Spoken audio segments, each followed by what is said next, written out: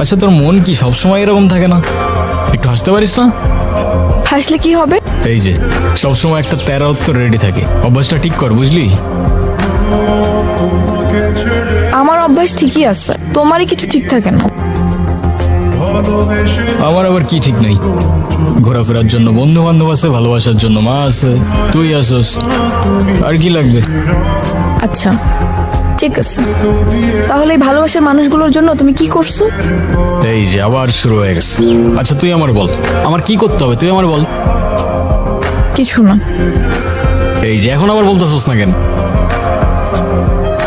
তোমার কি আসলে কিছু মনে নাই? না, কি মনে থাকবে? ঠিক আছে তুমি থাকো, আমার ভালো লাগতেছে না, আমি যাই। আরে শোন না, বলছি তো ভালো লাগতেছে না। আরে এদিক ঘুরে তো তাকা, ভালো তো লাগতেও পারে।